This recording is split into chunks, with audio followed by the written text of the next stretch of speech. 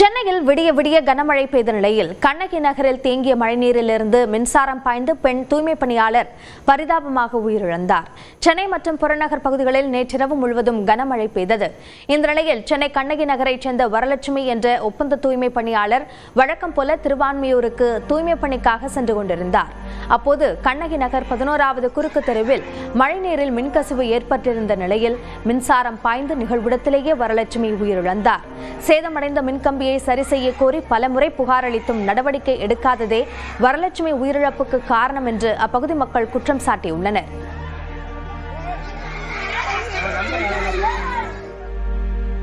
இங்க EB cable இருக்கு.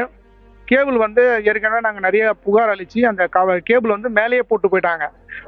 என்னென்ன சொல்றாங்கன்னா, இந்த கேபிளை நீங்க தான் பள்ளம் நோண்டி புதைச்சிக்கணும், நாங்கள் அதெல்லாம் பண்ணி தர மாட்டோம்னு சொல்லி கிட்டத்தட்ட இது ஒரு 3 மாசமா இந்த பிரச்சனையை நாங்கள் கம்ப்ளைண்டாக கொண்டு போனோம். எந்த ஒரு ரெஸ்பான்ஸும் இல்லை, எந்த அதிகாரியும் பார்க்கல. இப்போ நேற்று மழை பெஞ்சதுல இவங்க காலையில் போகும்போது அந்த கேபிள் மேலே காலை வச்சதுனால ஷாக் அடித்து இறந்துட்டாங்க. அது ஒருத்தர் தூக்கம் வந்திருக்காரு. இப்போ அவர் இங்கே இல்லை, அவர் தூக்கம் வந்தவர் கையை பிடிச்சி இழுத்துருக்காரு. அவருக்கு ஷாக் அடித்து ஒரு கால் வராமல் போச்சு. இப்போ மெட்ரோ பணிக்காக பள்ளம் தோண்டிய போது மின்கம்பியில் சேதம் ஏற்பட்டதாகவும் அது தொடர்பாக மின் வாரியத்திடம் பலமுறை புகார் அளித்தும் அதிகாரிகள் தட்டி கழித்ததாக அப்பகுதி மக்கள் குற்றம் சாட்டியுள்ளனர். இந்த நிலையில் மின்சாரம் தாக்கி உயிரிழந்த தூய்மை பணியாளரின் குடும்பத்தினருக்கு மின்வாரியம் சார்பில் 10 லட்சம் ரூபாயும் ஒப்பந்த நிறுவனம் சார்பில் 10 லட்சம் ரூபாயும் இழப்பீடு வழங்கப்படும் என்று அறிவிக்கப்பட்டது. இதற்கான காசோலையை தூய்மை பணியாளரின் கணவரிடம் வழங்கிய அமைச்சர் மா சுப்பிரமணியன் அவர்களின் குழந்தைகளுக்கான கல்வி செலவை திமுக ஏற்கும் என்று கூறினார். அந்த இரு குழந்தைகளின் படிப்பு செலவை அவர்கள் விரும்புகிற வரை உயர்கல்வி, மேல்நிலை கல்வி, கல்லூரி என்கின்ற வகையிலான அந்த கல்வி செலவை திமுக பொறுப்பேற்றுக் கொள்ளும் என்று சொல்லியிருக்கிறோம். அவர் மனைவி உட்பாசர் என்கின்ற அமைப்பில் பணியாற்றி கொண்டிருந்தார்.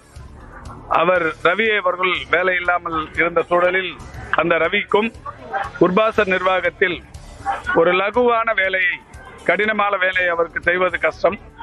எனவே ஒரு சூப்பர்வைசர் போன்ற ஒரு லகுவான வேலை ஒன்று தர வேண்டும் என்று சொல்லியிருக்கிறோம். அந்த நிர்வாகமும் மாநகராட்சியின் துணை ஆணையர் அவர்களுடைய வேண்டுகோளினை ஏற்று அந்த நிர்வாகமும் ஒப்புக்கொண்டிருக்கிறது. பிரேத பரிசோதனைக்கு பிறகு இல்லத்திற்கு கொண்டுவரப்பட்ட வரலட்சுமியின் உடலுக்கு உறவினர்கள், சக பணியாளர்கள் கண்ணீர் அஞ்சலி செலுத்தினர்.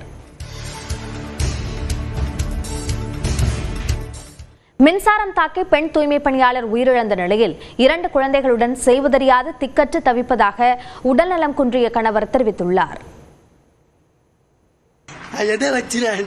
6 மாசம் கழிச்சு உண்மையிலுமே 10 படிக்க ஆயிடுவேன். இப்பதான் சார் நான் 10 படிக்க ஆகி நான் இன்னைக்கு தான் சார் ஒரு வாரமா வேலைக்கு போனேன். வேலைக்கு போயிட்டு வந்துட்டு தான் சார், அதுக்கப்புறம் ஒரு 5 மணிக்கு போனா அவ கிடக்குறா சார், கரண்ட் அடிபட்டு. நான் இல்லைன்னா கூட பரவாயில்ல, அவளே இல்லை சார். நான் என்ன சார் பண்றது? எங்களுக்கு எதுவுமே இல்லையே சொல்ல சார். ஒரு தூய்மை பணியாளர் இருக்கு, இந்த கதினா என்ன சார் பண்றது? அவங்க தான் சார் வெயில மழையில கஷ்டப்பட்டு கரெக்டாக போயிட்டு சம்பாதிச்சு போடுறாங்க. எதுவுமே இல்லையா ஐயா, எங்களால முடியல. எங்க அம்மா தான் எங்களை காப்பாத்துறாங்க. எல்லாமே எங்க அம்மா தான். எங்க அம்மா எவ்வளவு நல்லா பார்த்துப்பாங்க எங்களை.